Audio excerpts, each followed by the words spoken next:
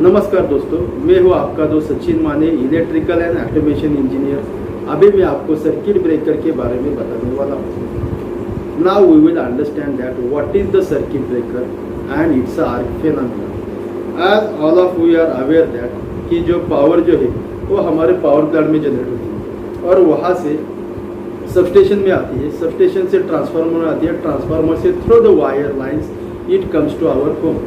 तो power plant और substation इसके बीच में हम सर्किट ब्रेकर यूज़ करते हैं। Similarly from the substation to transformer के बीच में हम सर्किट ब्रेकर यूज़ करते हैं। तो जहाँ पर भी high voltage and high current का स्विचिंग करने का रहेगा वहाँ पे हम सर्किट ब्रेकर यूज़ करते हैं। In terms of definition, circuit breaker is a equipment और अ डिवाइस। ये ऐसा इक्विपमेंट और अ डिवाइस है जो हाई वोल्टेज और हाई करंट का जो कॉन्टैक्ट है वो मेक करता है, ब्रेक करता है manual condition. Second, it make and break the contacts in automatic condition when fault occurs. जो भी कोई फॉल्ट जो आइडेंटिफाई होगा उस समय सर्किट ब्रेकर ऑटोमेटिकली खुद को बंद कर देगा। दूसरा कंडीशन है, जब भी हम चाहते हैं कोई प्रिवेंटिव मेंटेनेंस करना है या कोई इक्विपमेंट स्विच ऑफ करना है उस समय हम उसको मैन्युअली स्विच ऑफ कर सकते हैं। ऐसे इक्विपमेंट को हम कहेंगे सर्किट ब्रेकर। तो इसमें हम कोई भी स्विचिंग डिवाइस क्यों नहीं यूज़ कर सकते, सर्किट ब्रेकर का ही क्यों इस्तेमाल करना है, ये जानने के लिए हमको आर्क फेनोमेना क्या है ये हमको जान के लेना पड़ेगा। तो what is the arc phenomena? Arc क्या रहता है? A resulting current through normally non conductive media such as air. ऐसा करंट जो नॉन कंडक्टिव एरिया से पास होगा। फॉर एग्जांपल, ये दो इलेक्ट्रोड है, इसके बीच में गैप आ गया, एयर गैप है। अगर वो एयर गैप से अगर ये पास होता है करंट तो उसको हम आर्क कहेंगे। तो during the opening of the current carrying contacts in circuit breaker, the medium between the two electrodes is get highly ionized, through which interrupting current gets low resistance path and it starts flowing even though contacts are physically open। इसका मतलब क्या है कि contact जो है circuit breaker के वो physically open हो गए, लेकिन उसके बीच में जो एयर गैप है उसमें से जो करंट फ्लो हो रहा है उसको हम कहेंगे आर्क। तो हम ये अंडरस्टैंड करके लेंगे कि आर्क क्यों प्रोड्यूस होता है। तो जैसे भी हम कंडीशन आ गई, आप विजुअलाइज कीजिए कि हमने सर्किट ब्रेकर बंद कर दिया, उस समय क्या होगा, उसके अंदर के जो इलेक्ट्रोड है वो एक दूसरे से दूर जाएंगे। इनिशियली क्या रहता है, electrodes are connected to each other, so current is flowing through this electrode. As soon as जैसे ही इन दोनों के बीच में गैप जनरेट होगा उसमें एयर रहेगा, वो because of that air current flow through this because of ionization. वो हम देखें क्या होता है। अभी क्या होगा, इलेक्ट्रोड दूर हो गए, उन दोनों के बीच में एयर है, तो ये यहाँ पे क्या होगा, हाई डेंसिटी करंट जनरेट होगा। फॉर एग्जांपल, अगर पानी का कोई पाइप रहेगा, अगर हम उसको यहाँ से पिंच कर देंगे तो क्या होगा, वहाँ पे हाई डेंसिटी जनरेट होगी बराबर।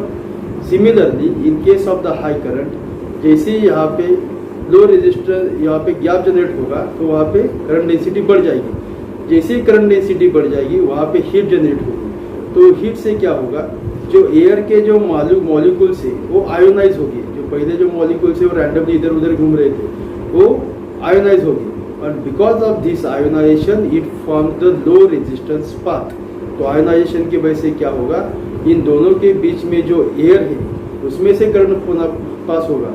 फिजिकली एक्चुअली आइडियली क्या हुआ है, जब गैप हुआ है तो करंट रुकना चाहिए, लेकिन करंट रुका है या नहीं रुका है। तो जो अपना जो करंट है वो एयर से पास हो रहा है, तो उसके वजह से क्या होगा, अगर करंट जो आर्क जो है अगर हमने उसको रोका नहीं तो आगे के जो इक्विपमेंट है उसको डैमेज करेगा या सर्किट ब्रेकर को डैमेज करेगा। तो ये आर्क है, जब हाई करंट और हाई रेजिस्टेंस रहेगा, high current and high voltage जहाँ पे भी रहेगा वहाँ पे आर्क जनरेट होता है। और ये सर्किट ब्रेकर क्या करता है, जो आर्क जो रहता है उसको इलिमिनेट करता है। इसके लिए हम सर्किट ब्रेकर यूज करते हैं। अभी I think you understand what is the use of circuit breaker in high voltage and high current. तो इसमें क्या रहता है, आर्क जो डेवलप हुआ है वो दो चीज़ पे डिपेंड्स रहता है। एक तो potential difference between two electrodes और दूसरा है आयोनाइज पार्टिकल। अभी हमने जैसे देखा तो ये दो इलेक्ट्रोड के बीच में जो पोटेंशियल डिफरेंस है उसके वजह से वहाँ पे आर्क जनरेट होता है। और दूसरा इन दो इलेक्ट्रोड के बीच में जो आयोनाइजेशन फॉर्म हुआ है, आयोनाइज पार्टिकल जो है उसके वजह से आर्क फ्लो हो रहा है। तो हमको अगर आर्क बंद करना है तो दो चीज़ें पे कंट्रोल करना पड़ेगा, पोटेंशियल डिफरेंस और दूसरा है आयोनाइज पार्टिकल। तो पोटेंशियल डिफरेंस तो रेजिस्टेंस के ऊपर डिपेंड है। जैसे अगर इसको हम कम करने का है तो हमको क्या करना पड़ेगा, तो इसके लिए हमको पास दो मेथड है। First one is high resistance method और second one is low resistance method. High resistance method क्या रहता है, हाई रेजिस्टेंस मेथड में हम उसका रेजिस्टेंस जो इलेक्ट्रोड दो इलेक्ट्रोड के बीच में जो रेजिस्टेंस है और हम रेजिस्टेंस इंक्रीज करते हैं। वो कैसे इंक्रीज करेंगे, first step is lengthening the arc. ये दो जो इलेक्ट्रोड है अगर हम एक इलेक्ट्रोड एक दूसरे के तरफ से दूर लेके जाएंगे उस समय क्या होगा, जैसे हम इस दूर जाएंगे वैसे दोनों के बीच का क्या होगा, रेजिस्टेंस बढ़ जाएगा। जैसे ही रेजिस्टेंस बढ़ जाएगा वैसे ही वहाँ पे आर्क जो है वो कम होते जाएगा और स्टेक ऐसा आएगा कि आर्क वो बंद हो जाएगा। लेकिन क्या रहता है, जो हाई वोल्टेज के हाई करंट के केस में वो जो डिस्टेंस है लेथनिंग का वो बहुत दूर रहता है, वो मीटर्स में रहता है। Physically it's difficult. So second method है कूलिंग द आर्क। तो जैसे ही इलेक्ट्रोड एक दूसरे से दूर जाएंगे वहाँ पे आर्क जनरेट होगा, तो हम ऐसा कूलिंग मीडियम वहाँ पे डालेंगे कि जिसके वजह से जो आयोनाइज पार्टिकल वो डीआयोनाइज हो जाएंगे। अगर वो वहाँ पे आयोनाइजेशन ही नहीं रहेगा तो आर्क वहाँ पे बंद हो जाएगा। तीसरा मेथड है कि वहाँ पे जो आर्क का जो क्रॉस सेक्शन एरिया है वो उसको हम कम कर देंगे। आर्क का जो रेजिस्टेंस जो रहता है तो कैसे वो क्या रहता है, रो यल डिवाइडेड बाय एरिया। मैं इसका मतलब क्या हुआ, अगर हम एरिया रिड्यूस कर देंगे तो उसका रेजिस्टेंस बढ़ जाएगा। तो उसमें क्या रहता है, अगर आर्क का जो पाथ रहेगा उसको अगर हम नैरो कर देंगे तो उसका रेजिस्टेंस बढ़ जाएगा और आर्क जो है वो कम हो जाएगा और एक स्टेज पे हम उसको बंद कर देंगे। तीसरा है स्प्लिट द आर्क। अगर ये दो इलेक्ट्रोड है इसके बीच में आर्क जनरेट हुआ है तो पहले हम स्प्लिटर डालेंगे बीच में। पहला स्प्लिटर डाला आर्क कम हुआ, दूसरा डाला, तीसरा डाला, ऐसे कर करके हम उसको आर्क को कम कर देंगे। ये एक्चुअली ट्रेडिशनल मेथड है। Nowadays we are using the low resistance method और zero current method. To understand this first of all we will understand this graph. तो इसमें क्या दिखा है, जो नॉर्मल कंडीशन दिखा है, सिस्टम वोल्टेज दिखा है। तो एक स्टेज के वहाँ यहाँ पे आने के बाद यहाँ पे ये जो है ये सिस्टम वोल्टेज दिखा है। System voltage up to fault occurs it's normal. जैसे ही यहाँ पे फॉल्ट ऑकर हो गया तो ये यहाँ पे डॉटेड दिखाया। तो जो डॉटेड वाला है वो अभी क्या है, आर्क है। अब सिस्टम वोल्टेज नहीं है, अभी आर्क वोल्टेज बन गया है। क्योंकि क्या है, हमारे सर्किट ब्रेकर में फॉल्ट आइडेंटिफाई किया है, तो अभी वो सेपरेट हुआ चालू हुआ है, लेकिन वोल्टेज वहाँ पे जीरो हुआ नहीं है क्योंकि यहाँ पे आर्क है। तो ये जो डॉटेड वाला दिख रहा है ये तो ये हमारा आर्क वोल्टेज है। तो अभी हमको क्या करना है, हमको सबको मालूम है कि every half cycle current graph is coming to zero because it's AC waveform. तो अभी हमको क्या करना है, जब भी एक फॉल्ट करंट है ये अगर जीरो पे आएगा उस समय हमें उसको रोक देना है। जैसे ही करंट जीरो पे आएगा उस समय हमारा जो आर्क का इंटेंसिटी होगा तो अल्टीमेटली वो भी बहुत कम होगा। उसी समय हमको अगर वहाँ पे टाई इलेक्ट्रिक स्ट्रेंथ हम उसकी बढ़ा देंगे उस समय वो आर्क ऑटोमेटिकली एक्सटिंग्विश हो जाएगा।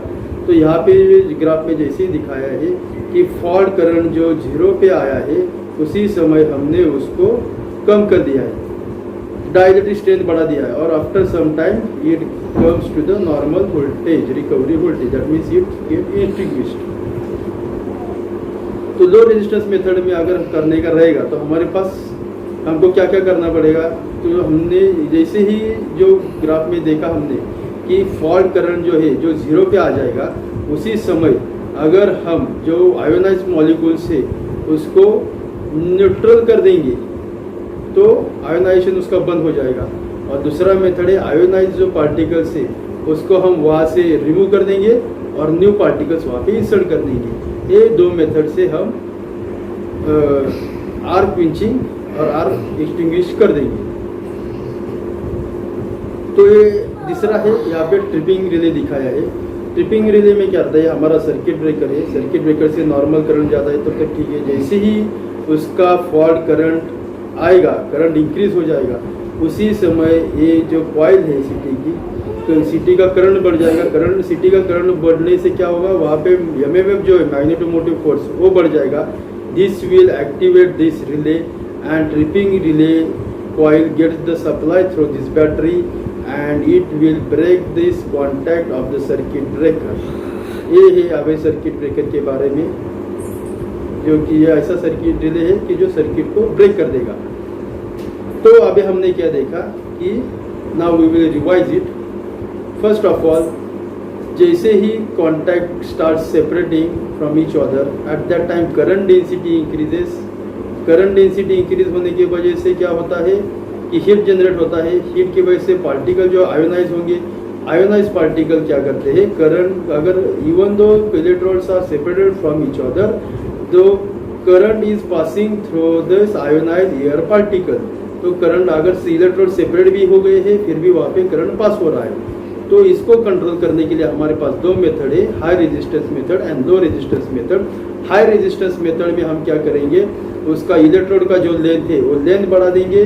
दूसरा है उसका जो कूलिंग मीडिया है वहाँ पे वो इंसर्ट कर देंगे जिससे कि पार्टिकल डी आयोनाइज हो जाए। तीसरा है कि उसका जो आर्क का जो क्रॉस सेक्शन एरिया है उसको हम कम कर देंगे। और चौथा मेथड उसमें हो जाएगा कि जो आर्क जो आ रहा है उसमें हम स्प्लिटर डाल देंगे। ये जो चार मेथड है वो किसके है, हाई रेजिस्टेंस मेथड के हैं, लेकिन ये nowadays outdated. Now we are using the low resistance और current zero method. In this method, as soon as current comes to its natural zero condition, at that time arc intensity is also lowest, and उस point पे हम उसको क्या करेंगे, वहाँ पे जो डाइलेक्ट्रिक स्ट्रेंथ है वो बढ़ा देंगे। उसके वजह से क्या होगा कि जो फॉल्ट करंट जो है वो आगे बढ़ेगा नहीं, वो उधर के उधर वो बंद हो जाएगा, आर्क जो है वहाँ पे उधर बंद हो जाएगा। वो हम कैसे अचीव करेंगे, तो पहला मेथड उसमें क्या है कि जो आयोनाइज पार्टिकल है उसको न्यूट्रल कर दो, और दूसरा मेथड है वहाँ के जो आयोनाइज पार्टिकल है उसको रिमूव कर दो और नए पार्टिकल्स वहाँ पे डाल दो। ये दो मेथड से हम वहाँ पे आर्क एक्सटिंग्विश कर देंगे। तो इसीलिए हम सर्किट ब्रेकर यूज़ करते हैं, क्योंकि जो आर्क जो है वो हम उसको कंट्रोल कर सकें। जो टाइप्स ऑफ सर्किट ब्रेकर जो है हम वो नेक्स्ट वीडियो में देखेंगे। अगर आपको वीडियो अच्छा लगे रहेगा तो मेरे चैनल को सब्सक्राइब कीजिए और लाइक कीजिए। थैंक यू, धन्यवाद।